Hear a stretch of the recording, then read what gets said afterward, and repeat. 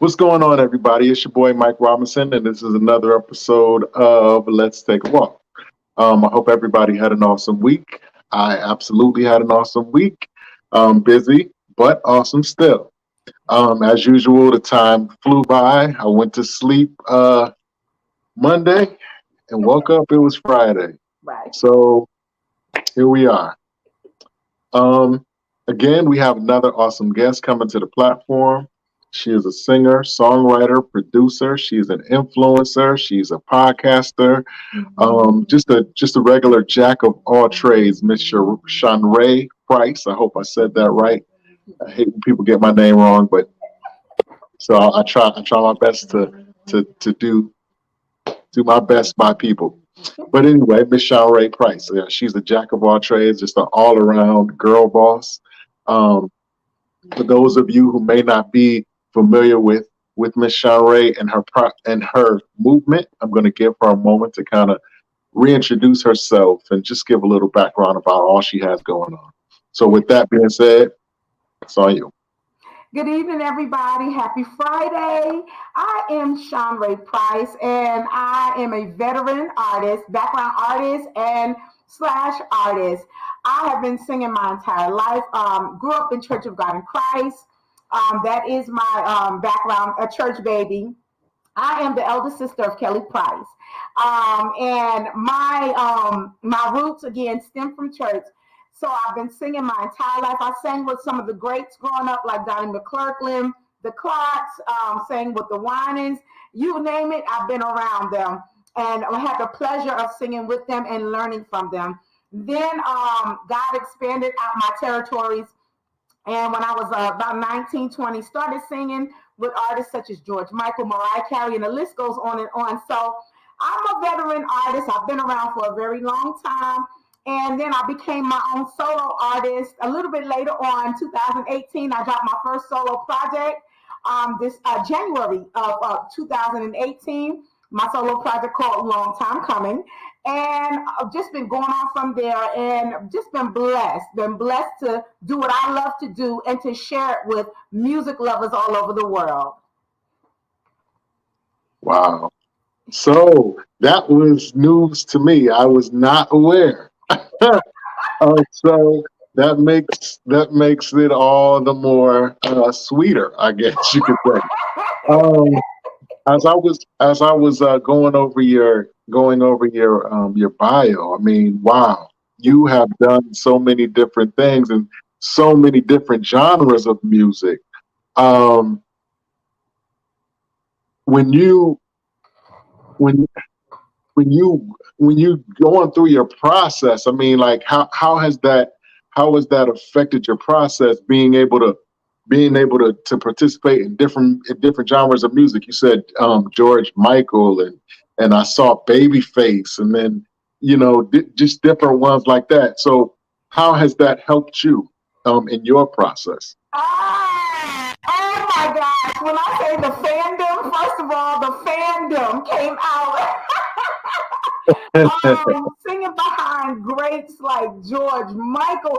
Um, After I got over my fandom, of course, what I do naturally just kicked right on in. Once the music got started and it was time for practice and rehearsals, and we had to learn the material.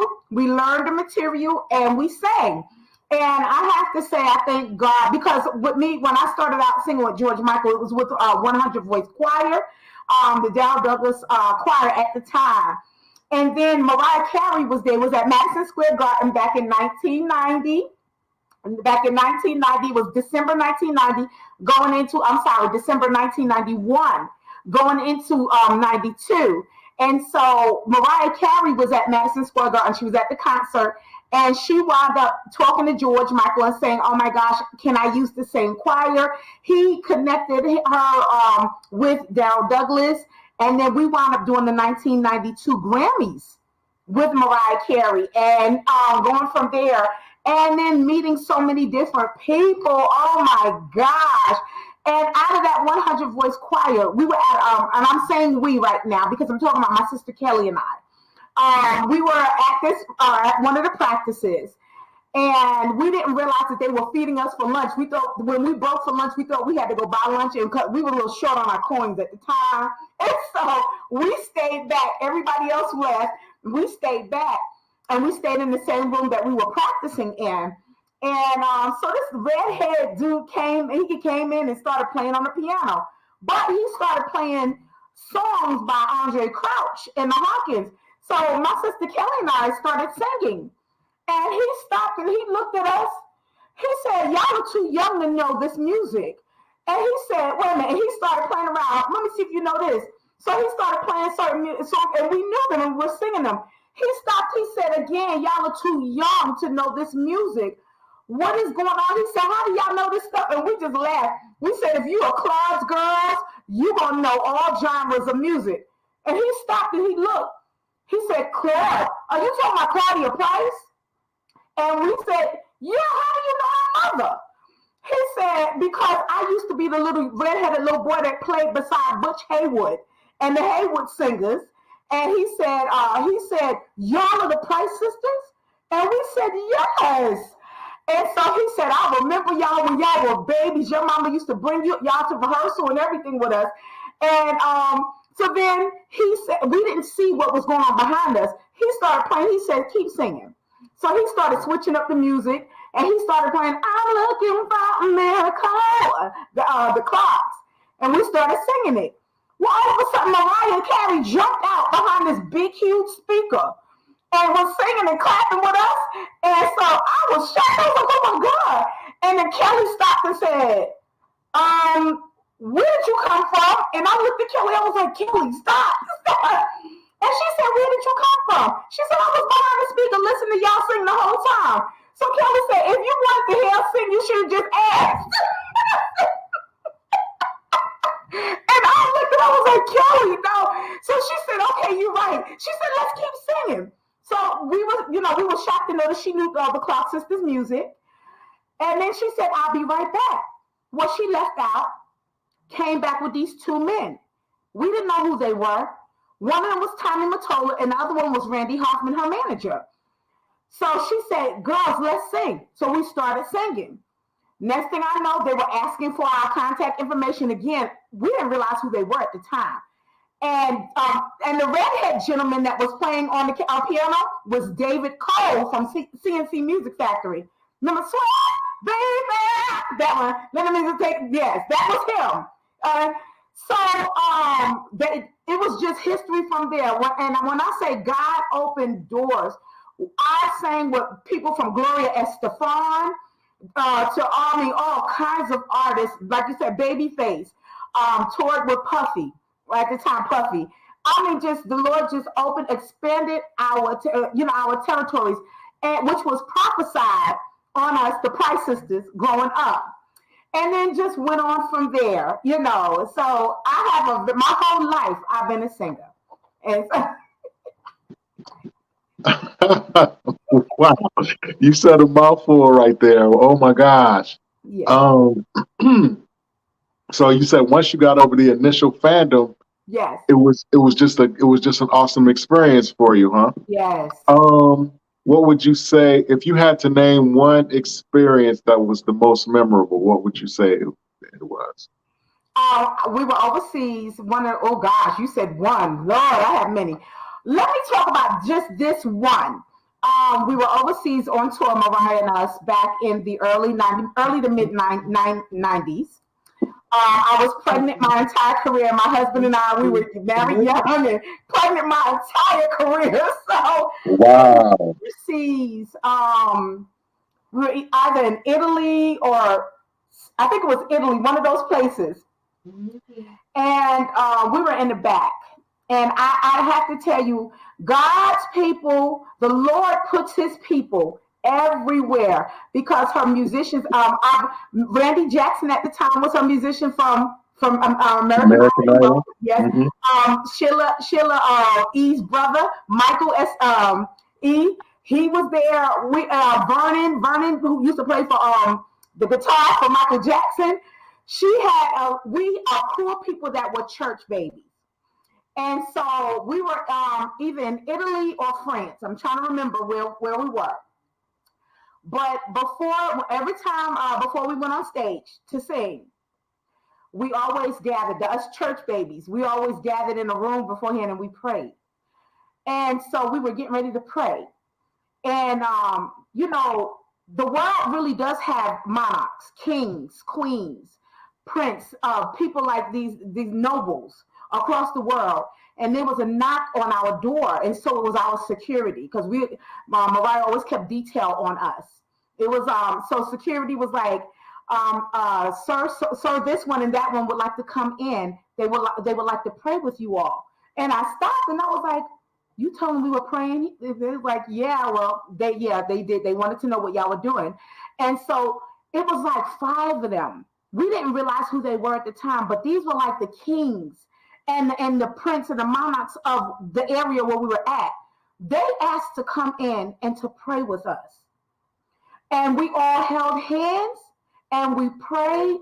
And when I say that when we finished, and we wasn't radical because, you have to know there's time and place for everything. We were not radical. We just touched and agreed. And we asked God to bless, what we're doing. And they hugged us and had tears coming out their eyes. And they said, we thank you for this prayer. We feel Jesus.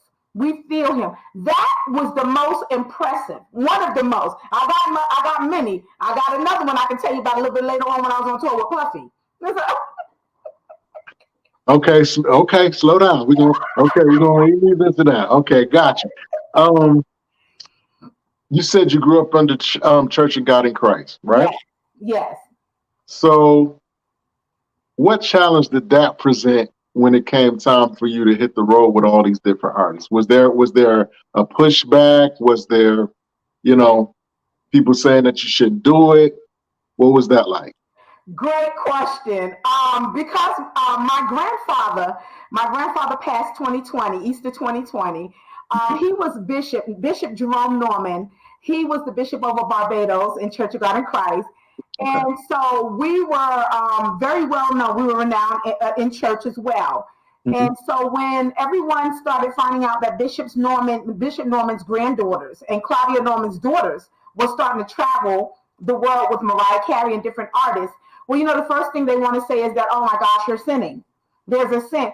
And we always told them that this was an open door. This is an opportunity. It's not our lifestyle. And we have the opportunity wherever we go to let people see the light of God shining through us.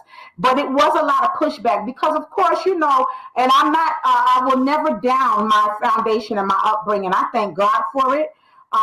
Because it's needed, and it's needed even right now, present day. People, they still need that foundation. And they just wanted to protect. They were teaching us how to stand as saints, as children of God, and don't intermingle because they understood that people are impressed by the world. But I thank God for my foundation and I thank God for my relationship. I was young at the time, but my relationship was built and developed in the Lord.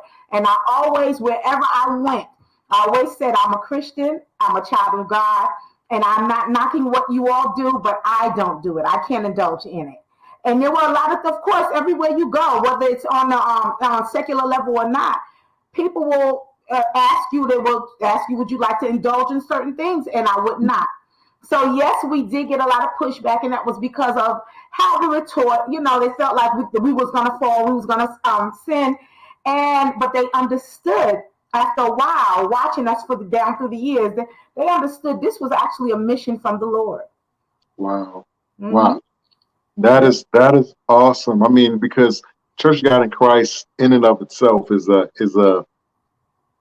standard in and of itself, and to be able to navigate that and still have a successful career is that's an accomplishment in and of itself. Yes, I tell you, my grandfather got a lot of pushback, my mother got a lot of pushback, but we stood. They kept saying God opened these doors for them. I was watching. Did you watch the Clark Six Sisters movie? I did. How much of that reminded you of your experience? All of it. Okay. Like looking in the mirror. Because as I heard you talk, that was the first thing I thought of in my mind. Like I was thinking about how Maddie Moss Clark defended her daughters once they started go doing award shows That's and right. started rubbing elbows with people that weren't of the faith, Right. quote unquote. Right. Um, so when you started talking about that, that's exactly what came to my mind. So you're saying it had a lot of parallels, a lot of similarities, huh? It was like looking in the mirror. It was like looking in the mirror. That's right. My mother was one of the national directors, choir directors. So when I say Mama Clark and everything, we all worked very closely together. To this day, the Clarks, they know, they of course they know who we are, and everything because we Mhm. were all together. It was like a mirror. I mean, Kojic, it was no joke. It was, and I know that Mama Clark went through a lot. It's a lot of things that I've witnessed when she was in position and everything like. And when I said she took down and she just stood on the word of God, like she said, the Lord opened those doors for her daughters as well. Mm-hmm. Mm-hmm. That's This right. is this is a question that I ask. I've just started asking some of the artists that I've had on this platform, particularly the Christian artists. Do does an artist, or better yet, should I say you? Do you have you ever gotten to the point where you hear what we hear? And what I mean by that is like I've been listening to your music, the music that you sent me. You have an amazing voice. Thank You remind me of the Pace Sisters, and your vocal arrangements remind me of the Pace Sisters. you. Yeah. Um, but you're an amazing vocalist, Thank and you. I'm sure people tell you, how good and how great you sound all the time. They But have you ever gotten to the point where you actually hear what they hear, what we hear? And um it's and I'll add a second question to that. Is that dangerous to get to a point where you begin to hear what we hear? and I'm going to answer it backwards. So Okay. yes, it is. Yes, it can be dangerous because then you start getting the big heads, and it's like, oh, I'm so it can turn to that with a person where they start believing their own hype. Mhm. Here and there, yes, I do hear here and there what people hear, but mainly it's because I am a vocal teacher as well. And so I teach technique and skill. What I have, a lot of people, a lot of my vocal students, they want to learn what I know, and so I have to teach them properly. If they want to achieve that goal, these are the things that you're going to have to do. These are the things you're going to have to put in practice, and then you're going to have to start doing things to protect your voice because, where I grew up, so I mean, belting, doing that, that you have to protect this in order to be able to do that for 2 3 hours straight, you know and so but that's what I'm talking about with hearing what other people hear, the way I sing compared to other artists. um but I don't really, because I'm my biggest critique when I'm in and I'm recording my own music and everything. And I thank God I'm blessed to have a producer for a husband. My husband and I've been married almost 30 years. And so I'm very, very, like a perfectionist. And so it's sometimes he has to say, you know what, Cherie, that's good. This is good. Don't mess with it. Don't mess with it. This is fine. So, I hear what other people hear, but at one end, you can be a perfectionist and it takes just take too long to do anything. When you're trying to do everything perfect. But on the other end, if you hear what other people hear and then you start getting the big heads, then that's going to mess with your character. It's going to then mess with your personality. And we have to remember we're people before our talent. So you're a person first, and you don't want to repel. We want to draw people. So yes. Yeah, that's something that kind of came to my mind a few weeks back, and I was based off a conversation that I was having with someone. Um, and I think to myself, like, some of these artists that we, that we revere and that we admire, like the Karen Clarks of the world, the Kelly Prices of the world, the Kim Burrells, and so on and so forth. It would be so shocking to hear that because we think that they're so great, that their ability and their gifts are so amazing. But what if in their mind they're thinking, why do they think that I'm so great? Like, all these years of all these accomplishments, it would be amazing for me to think that people in that position would, like, think in their mind, like, why do these people think why do they think I'm so good, or why do they think I'm such a great singer? Like, I don't hear what they hear. You know Yeah, what I mean? a lot of us artists, that is, I mean, we may not necessarily say why do they think that, because with me, I'm like, man, this is my saying, the kiddies are killing. I'm like, when people ask me to do something, I'm like, are you sure? Especially, it just warms my heart when a millennial, when someone younger, Gen Z, asked me, would I do something on their track, like a rap artist. I had a young lady, she was 28, and we did an interview together. She heard me sing a little church music, and she said, please, I want you to do a song with me. And I said, are you sure? And she was so young, so, we're from different genres. And she said, please. So we wound up working together. She was just so amazed at what I brought to her album, to her single. And that always warms my heart when you see, not when you not only reach your demographic or your generation, but you're reaching younger people, and they feel like, oh wow, like, oh Right. wow. So, Mm-hmm. but I'm always like, oh, are you sure you want me? Because I have that type of voice, and Yeah. I'm not giving you all that soothing and stuff Smooth, like right. that. But in the end, it's gonna still come out like, Right, right. So I do sit there and say, well, but it still amazes me, is what I'm saying. And I don't think that any artist or musician or producer, they should never, ever, ever let that part of them go. With being, humbled enough to say, wow, these young people or these different cultures love what I bring to the music world. Wow. Yeah. So, with having such an illustrious and such a thriving career, who would you say is your even now, like, who would you say is your biggest influence musically? Okay, my biggest influence musically was my mother. It Wow. was my mom, but in the industry, and my mother, because my mother was a hidden gem. Everyone before the Price Sisters, it was Claudia, and so my mother sang with such greats. I'm going back to Maddie and Butch Haywood and Donnie McClurkin and a lot of different Timothy Wrights and different. My mother was a storm to be reckoned with. She was. So she was my biggest influence. But secularly, I grew up listening to the Aretha Franklins, the Shaka Khans, of course, in church, the Clarks, and a lot of New York and Eastern New York greats like Rubenstein McClure and different people like this. And these it was the season. Even Gladys Knight. Let me tell you something. Gladys Knight will send you up under a table, flat foot. She ain't got to do no run. She ain't got to do no riff.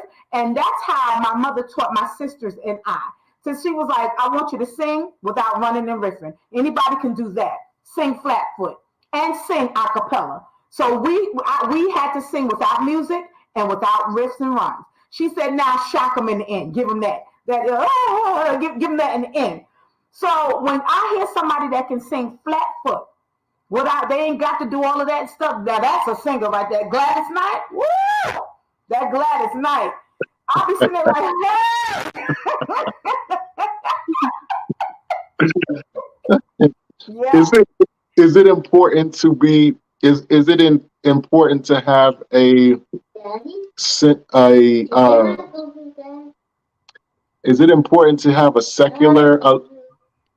secular influence along with the Christian influence as well? Like, do you think that added to your gift, being able to hear, like you said, a Gladys Knight or Patti LaBelle or whoever. Like, how important is it for an artist to hear various types of music?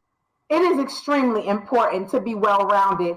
Yes, my mom, and growing up Kojic in my time, because I'm 50, so I'll be Mhm. 51 this year. So growing up back then, um, in Kojic, Mhm. everything was a sin. But my mother, she had the answer. I'm serious. Everything, like growing up, we couldn't even wear pants.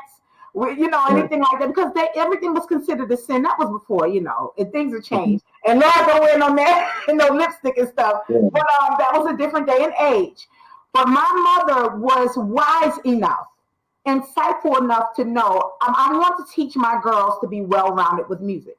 So we grew up in the projects in Far Rockaway, Queens, New York, Mhm. listening to Queen, listening to opera, listening to Leontine Price, listening to all genres of music, pop, and all kinds of and my mother did that on purpose because when we were home together and we started singing, then she would say, "Now incorporate something here, incorporate this, incorporate," and she would teach us how to be creative and versatile when it comes to singing and music, and it makes you more diverse. It actually builds, your credibility with talent. And that's why I know that's one of the reasons why we were able to work with artists such as Mariah Carey and different people like that, because we can not only give you the belt and the riff and the runs, but we can say, ooh, we can give you all of that, and she wanted that, and do it perfectly. Whatever she wants, Okay. we can be versatile and give it to you that way. So that is very imperative. And then my husband and I, we taught our grown folk to be versatile as well. So they didn't just grow up hearing just one genre of music. They're into, and now with them, they don't want to sing and play, but it's in them. But when we get together and do it, our grown folk is nice. Them three, those they not rap, sing, do it all, play all. I'll be Right. I'll be sitting there like, oh, do that again. Yeah. Now you're not only an artist, you also are an influencer of sorts. You do a new artist showcase, and you speak to people like I speak to people. That's So right. how did you get into that whole thing? Okay, so I have five separate platforms, five or six of them now. The first platform that I started was my Counsel of the Day with Shanrae. I am a degree counselor. That is my oldest platform. I've been doing that for the last 6 years. What made me get into that was I was trying to get into a specialties program for counseling, but I had to have so many credit hours, I think 2,500 credit hours or 3,000, in order before they can even consider you to be into this program. And so I wasn't working at the time under someone, but I was doing private counseling on the side, which I do. But it wasn't enough hours. And so I remember just going to bed that night, and I was like, how is this going to happen, God? And then when I woke up the next day, the Lord started showing me some things on social media. And I was like, oh, that's really cool. You know how you see certain people coming on doing counseling? And the Lord said, that's what I want you to do. That's how you're going to build your hours and everything. And then it's proof. It's a proof. So that's how I started that platform. Then, of course, stepping out into my own artistry as a solo artist. Um, People, you get a lot of invitations, and it's a whole lot of stuff that goes along with that. I don't want to speak on it, but I got, I guess, vexed in the spirit a few years back around the holidays, and I started talking with some of my other indie artists, friends and family. And I said, I tell you what, I am going to do a holiday special. Would you all like to be a guest on there? Because we all had holiday music. So that's how Shanrae's Indie Artist Showcase started. And then I was just going to do it the one time, but the demand started coming. And so I do it quarterly. I do it 4 times a year, every 3 months. And so that's how that started. And then people, while I was doing it initially, when I first started about 4 years ago, about 3, 4 years ago, they were asking a lot of questions as far as the business side of the, because I have a lot of tenure in it. And so then I said, I tell you what, I'm going to do a one-time show, a platform, or an indie artist panel where we can talk about the business. And I invited some people on that are on the record end of it, in that industry. And then people started again with the demand. I said, I tell you what, I'm going to do this quarterly. And so that's the third platform. Of course, my artistry is one of them. Shanrae Price, the artist. And so I'm constantly putting out music or doing concerts or doing little small. We used to my band and I used to go and do service of honors. We would pop up at a church and surprise a pastor, the whole band, and we would bless them, bring offering and bless them and encourage them. And so we started doing those things. But my artistry is another platform.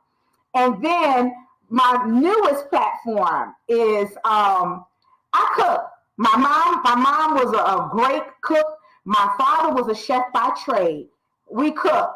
And so sometimes I show my meals and stuff. And so people were saying, well, why don't you just do a show or invite somebody on? So I wound up inviting my aunt on, and we did and start Shanrae's Cooking With. That's what it is. And I put Aunt Sharon at the time.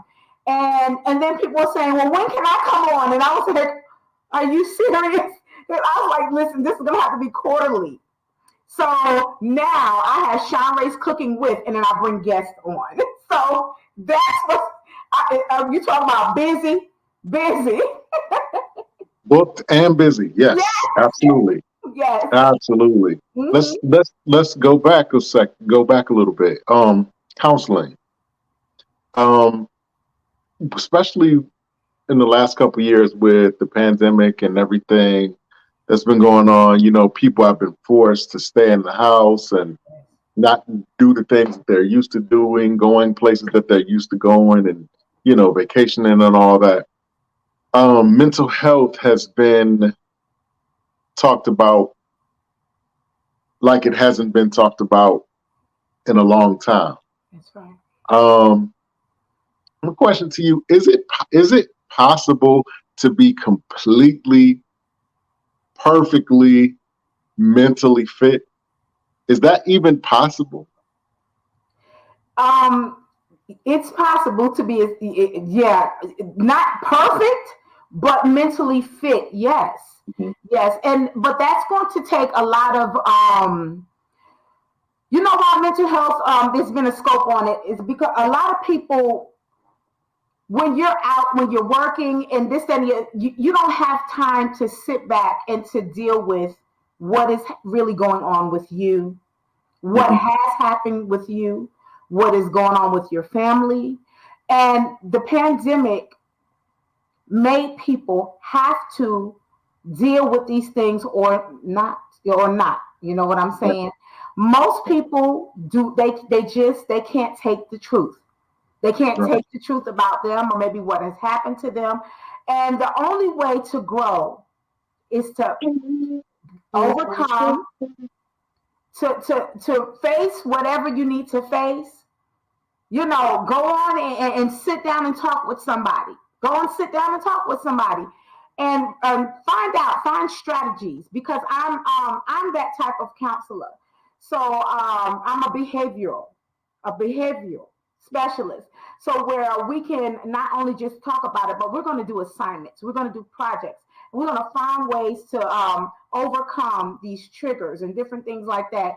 And if you don't mind me interjecting, I'm not going to say the name, but we just saw someone who we all love and revere as an actor. We just saw, actually, with both of them, because it takes three of them. Um, the saying, an action causes a reaction. Okay, and I know a lot of things from behind the scenes, from being in the artistry. So there was an action that provoked a reaction. It was a trigger. Okay, and the trigger caused a reaction. It was a trigger for two people, actually, and not saying that the people that reacted, or the person that reacted, not saying that they're not mentally sane. It was a trigger. It was a trigger. And so now, with this going on, I'm quite sure that the person is going to sit down and to talk with a professional, how to overcome these triggers. And again, a lot of people feel what they feel. It is what it is. I feel like the person that caused the reaction, the action, I felt like that person should have maybe, not, for my reasons, they should have never ever targeted the people that they targeted. Please don't do that. Whether someone's health condition or not, just don't do that. We as a people, and I can say this because we are of the same culture. We as a people, we go through enough as is. It's society wise, worldwide, actually, we go through enough as is. And then one thing the world knows is that, um, a lot of people in our culture don't mind attacking. And so, in my opinion, that was a no-no from the start. And yeah, nobody deserves to whatever that type of reaction, but we know that we've seen those type of reactions too, not on television, but we may have seen it in person when someone maybe has triggered or stepped out of place or anything. And again, the pandemic put a scope on a lot of people, and nobody is exempt. Everybody has triggers. Everybody has something that they have to overcome. I'll never say deal with, overcome, because I'm a strong advocate. Yes, you can overcome any situation if you put the work in as a counselor. I really do believe that. And so most people are not willing to put in the work to overcome. And that's why the scope is put more on mental. But we know we work with people. We be in the grocery store. We go to church with people, and on the down, we be sitting there like, "Oh, that's really special. Look at that."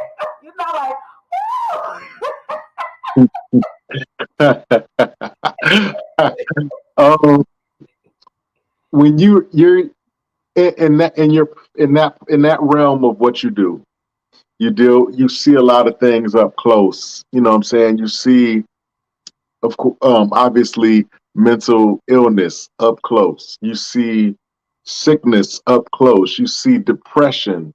You see all types of different challenges this close. Yes. How do you not allow that to enter your psyche? Like, how do you not? How are you able to not take that home with you, so to speak? Well, I pick and choose my own cases. I don't take every case, because once you assess someone and you do your consultation, you'll Hmm. know whether a person wants to overcome, or they just want to just. I mean, it's okay if they want to vent, but at some point you have to put in strategies to overcome. Everybody does not want to become healed, or there are some people that it is where they're just comfortable where they are, with just always, I'm a victim, almost, almost that way. And so if they're not ready, if I feel like they're not ready at the time, then I won't take the case. But when it comes to certain clients, us as counselors, we have to meditate. We have to go and speak to another counselor. Good thing with me is I'm a Christian. So I know how to ask God, Lord, take this from me. Or, help me to be able to compartmentalize these things. And I don't want to bring this into my own thing, because it's easy to take on somebody else's cares and concerns. And so, even with going into everything, I pray constantly, Lord, help me to compartmentalize. I know this is not, help me not to allow this to be a burden on me, but give me the strategies to give the person, so it would help them, or tools to help them overcome. And then, but prayer, I pray, I meditate. Like I say, I meditate my own self. And then there are times where I have to, congratulations, you have graduated. You did. There's no more steps. Okay, so you kindly graduate people, and then there we go. But that's how I Absolutely. do it. I pray. I have to. That's my foundation. I'm grateful for my foundation because prayer sure enough answers things for me. Yeah. I think that sometimes, especially as people of color, sometimes we'll forsake one for the other. Like we might have a need to have therapy or counseling, but we depend on the spiritual aspect to carry us through when it's all created by God. You know what I mean? And so I think that sometimes we tend to, like I said, forsake one for the other. Like we might be so into the therapy that we disregard the spiritual aspect. And then on the other side, we might be so into the spiritual aspect that we don't think that we need the therapy aspect. Um, that's always another thing that's been, that's very interesting to me. But as like I said, as people of color, we traditionally, depend on our faith. We live by our faith. We walk by faith, not by sight. And all these different things. And so but we have to find that. I believe that we have to have that balance between the two. You know, allow the spiritual to lead us into the correct form of natural therapy or counseling. Um, in that regard. Yes, you're correct with that. With us, our culture, who are Pentecostals, extremely in tune with the speaking in tongues and all of these different things. Um, that's why you see a lot of falling ministers and pastors because after Mhm. they finish, they are changed when the Holy Spirit is on them. They really are. But when they go back into the natural, they don't.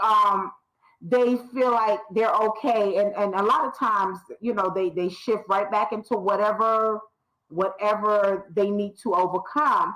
And because they are in our type of church, Pentecostal, that's been a cover up for people for a very long time. And so now, as time has gone on, the 2000s, balance has started coming into the Pentecostal church where pastors and ministers and lay members, they're understanding, yes, I am saved. It doesn't take away from this. I am very connected with the Holy Spirit, but I still need to go and speak with a professional counselor, get strategies to overcome whatever life trials and situations that they've gone through. And so it's getting better now when people are more accepted. Now, our culture readily does not accept counseling, period. In my field, I've seen more other cultures that will readily go and get the strategies they need so they can function at a higher level. But our culture, because they highly depend on the Lord, and let's be honest, because a lot of our culture do not have the medical to provide these services for them. See, a lot of it also is socioeconomical as well. But now things are better. And so socioeconomically, now it's open more to our culture where our culture can go sit and get great help, get the help that they need.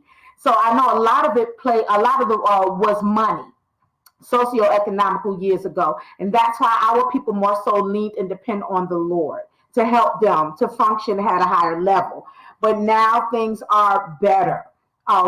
And on the other end, I find other cultures who will readily lean on counseling because they don't believe in a higher or they don't believe in God. And they feel like, and I get it. I get it because like that, I hear a lot of different people saying, why, what kind of a God would allow these horrible things to happen in the world? And so that's why they say they don't believe in God or a higher power. And that's their right, that's their right. And so that's why they more so lean towards counsel and stuff like that.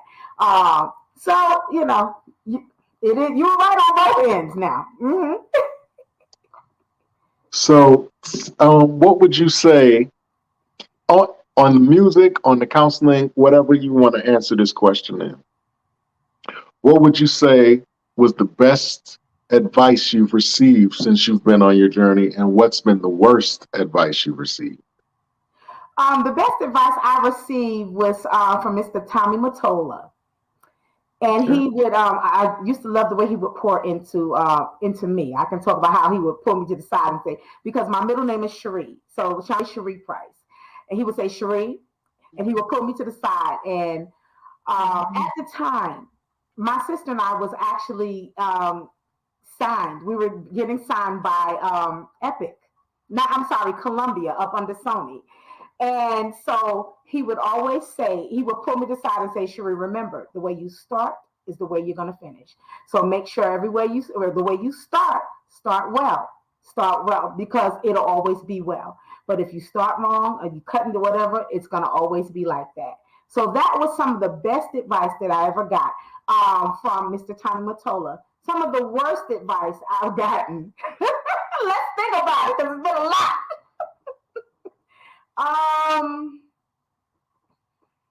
Ooh. Okay. And I'm gonna have to break this down. Some of the worst advice that I've gotten is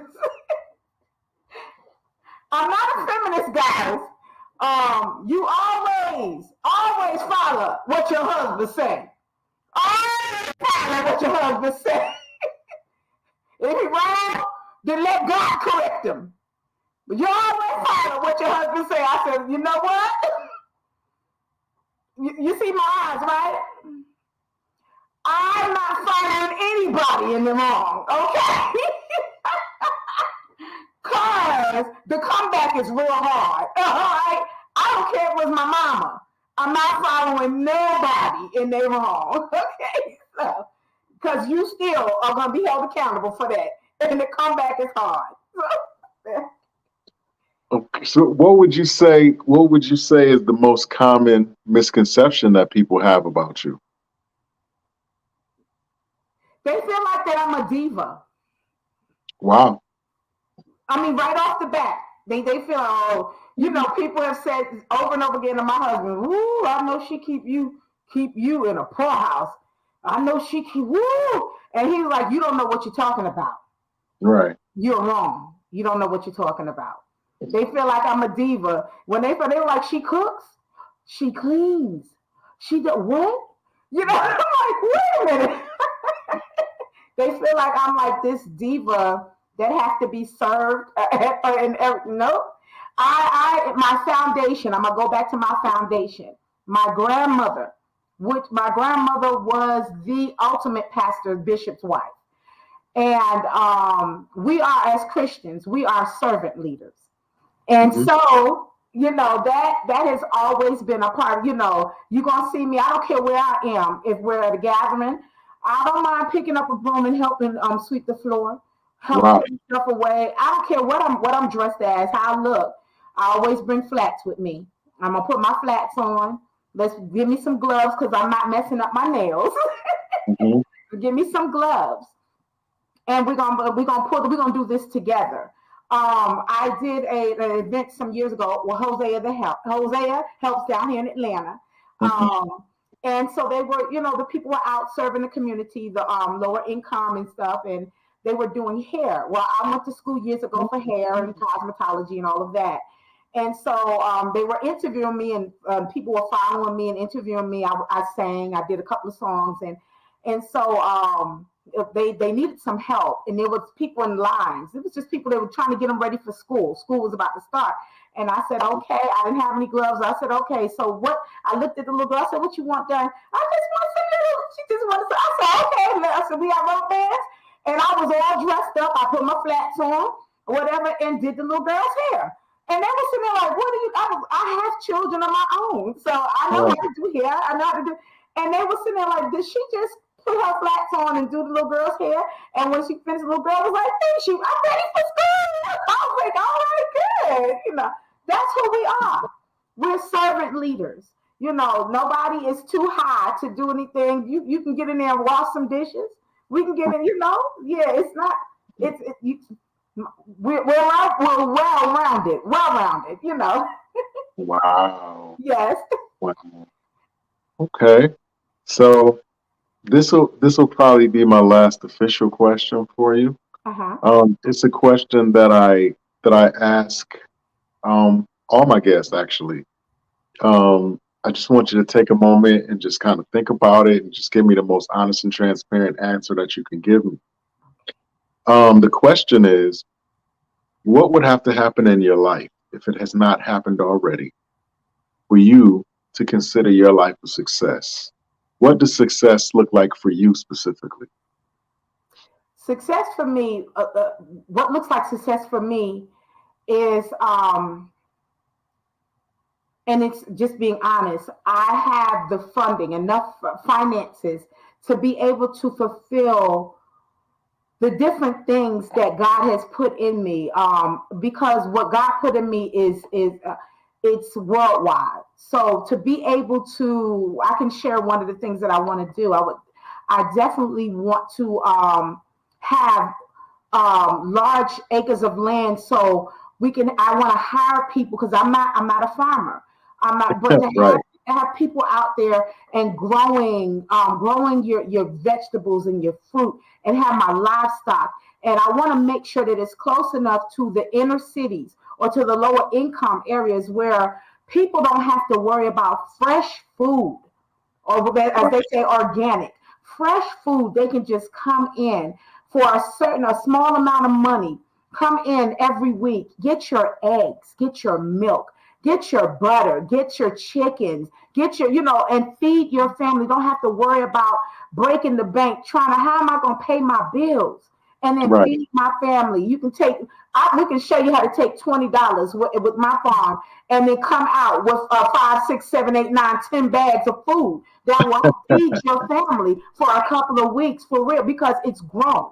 It's grown, and so that's one of the things. Success to me is being blessed to have the finances and the connections and the networking and the partnerships to be able to do this, to be able to give loans or open up my own bank to give loans to hardworking ethnic people who may not qualify with the credit system to get a home, but you mhm, get a home built, a safe environment for you and your family. Those things will be success to me, where I have the capital to be able to do these things because God put it in me. He showed me, if this is what I want you to do, then I'm just waiting on that capital to be able to do it. And I said worldwide, worldwide.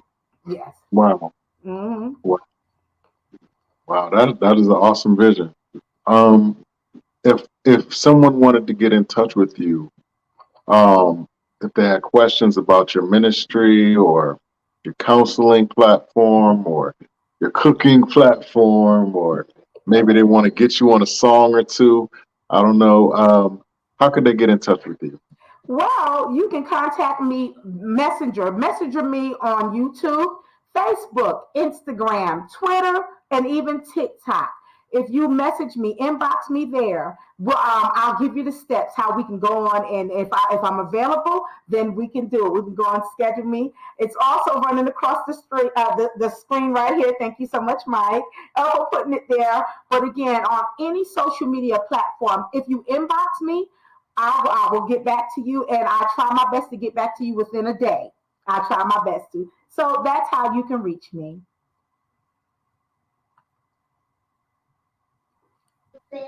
I want to thank you for coming on the platform. I know that you could be doing a bunch of other things, but you saw fit to sit on my little show, No, it's and I not little. really, I really love what you're doing. Thank you. Thank you. thank Ain't you. nothing little about your podcast. Nothing at all.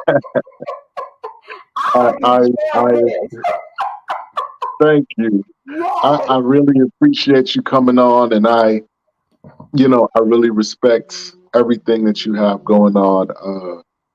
And I just really love the fact that you are doing it on your own accord. Um, so many others would be tempted to um, use the advantage that's placed in their way, but you allowed yourself to grow organically on your own. I really respect that, Oh, and I thank you. And that was one of the major reasons. Well, that was one of the main reasons that I had you. I reached out because this that's what this platform is all about. People who are in, and I'm going to give you the motto or the mission statement, whatever, okay. um, because you are impacting culture and community by way of God given gifts as well as the services that you provide. So many times we have people who are right near us who do a certain thing. And they're impacting culture and they're impacting community. But because they don't necessarily have the name that somebody else might have that's doing the same thing or something similar, that may have a certain level of resource behind them or a certain machine behind them. That's right. This platform is based to kind of illuminate um, the entrepreneurs that don't have that household name yet. And it's always my hope that as a result of of the interviews that we do, that someone that's watching that may, I don't know, have a building, may have some land, or may just want to sow, Right. based off of something that was expressed. I pray, I often pray that after an interview like with you, I truly hope that somebody that's watching hears what you said and is impacted. It touches them enough to do something Yeah. that's that's that's positive and progressive and profitable to you. And so again, that's why I reached out. I usually let the spirit lead me to the places to the places or the people that I end up ultimately reaching out to. And I'm glad that you were able to do this. I truly, truly, really appreciate it, and I would love to have you on again in the near future. I would love to come back, and I certainly appreciate you. When you reached out to me, I said, "Sure, let's take a walk." Definitely. Yeah, I love what you're doing on your platform. And when I tell Thank you, you, God is gonna continue to open wide doors for you, and thank He's you. gonna keep doing it for us because, like you said the key thing. A lot of people, we're not on the mainstream or the household name as of yet, but it won't deter us from doing what God put in us to do. Right, If you're doing it, and it's going to, I'm telling you, it's not going to be in vain. God is going to open doors wide for you because you're doing this. It's the same thing with anyone else who's doing it, and I know He's going to do it for me. And I would love to be your return guest. Yes, sir. Yes. I thank you, and I appreciate your family as well for letting me borrow you for an hour. Thank you. My husband is fine. He over there working on something right now. We have some music Okay, that's coming out. Also, we do have music coming out. Shanrae is coming out with an EP towards the end of June, mid end of June, just small EP. And so look okay. out for that. I'm going to send you some stuff too, Mike. So Please do, please do, yeah. please do. I dibble dabble in music myself a little Oh, bit, so I okay. definitely I look forward to hearing what you have, and so Thank you. Thank you. Yes, but it's been a pleasure. Thank you so much. I enjoyed this walk. Let's take a walk. I've enjoyed this evening. well, I thank you again, and again I appreciate it. I don't consider this a small thing. It's absolutely amazing, and I'm honored to have Oh, thank you. All right. And God bless you. God bless you, the viewers and the listeners. God bless you all. you. Oh, he went off.